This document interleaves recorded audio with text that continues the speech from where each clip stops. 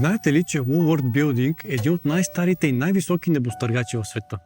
Построен е в далечната 1913 година с височина от 241 метра и 55 етажа.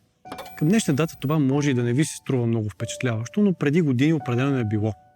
И макар и той, както много други, да са претърпели реновация в един или друг период от съществуването си, едно нещо, което крепи всички небостъргачи до ден днешен, са стабилните основи. Защо обаче ви оттъкчавам с информация за някакъв си небостъргач, която случайно или не намерих в Уикипедия? Не е ли това канал за хранене, тренировки и здраве?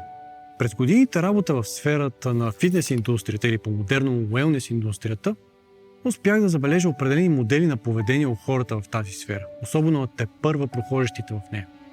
Единът от моделите на поведение бих могъл да нарека модел бързи резултати или модел краткият път.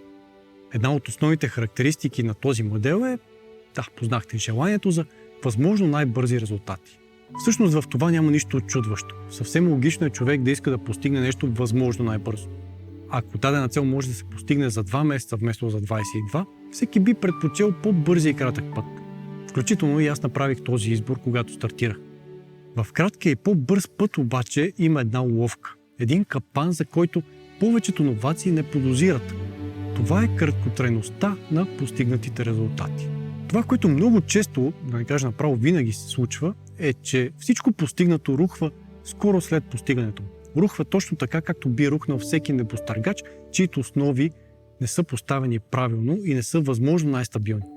Защото точно както при строенето на небостъргачи, също толкова здрави основи ти трябват, ако искаш да постигнеш нещо сериозно в сферата на фитнеса, храненето и различните им производни. Особено ако нямаш предишен опит и знания и искаш да можеш да поддържаш резултатите в дългосрочен план.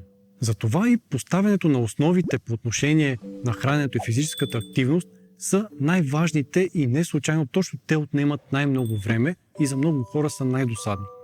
Но са необходими, ако искаш това, което строиш, да оцелее във времето. Споделям всичко това от опит, тъй като самият аз минах по този път, а също така наблюдавам този модел на поведение ежедневно при повечето от хората, с които работим по линия на услугите ни, особено абонаментната ни програма HeyBB. Повечето от хората, с които работим, за щастие вече са осъзнали всичко това. Повечето от тях вече са опитвали редица кратки пътища и всички те имат един припокриващ се проблем. Проблемът, с който всеки от тях се е сблъсквал, не е това, че тези пътища не са довели до резултати, а че поради липсата на добре изградени основи, тези резултати са били краткосрочни. Когато стигат до нас, повечето вече са осъзнали, че краткият път не им помага. Вече търсят начин да постигнат устойчиви резултати и са готови да отделят повече време и повече усилия. Разбира се, редица хора се свързват с нас, смятайки, че като лидери на пазара вече 20 години, екипът на BB Team може да предложи супер кратко, бързо и ефективно решение. И това до някъде е така. Ние също се стремим да правим нещата бързо и ефективно и нашата помощ определено може да спести много време и усилия на клиента, като му предложим дългогодишен опит и знания в максимално добре синтезиран и ясен формат, но дори този път е далеч по-дълъг, отколкото повечето хора предполагат. Нашият подход в работата ни с хора се фокусира именно върху изграждането на стабилни основи. Стъпка по стъпка. Да, бавен и по-дълъг път, но крайният резултат е устойчив във времето. С всичко споделено до момента основната ми цел е да ви спестя онзи горчив опит, многократни разочарования и изгубено време, които ви очакват, ако продължавате да търсите бързи резултати и кратък път.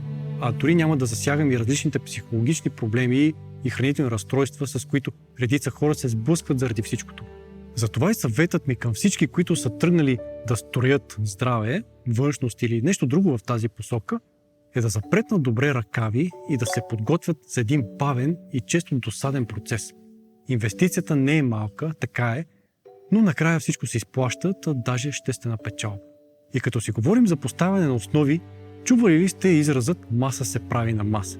Това е един често срещан съвет, който ще срещнете, когато стане дума за покачване на мускулна маса.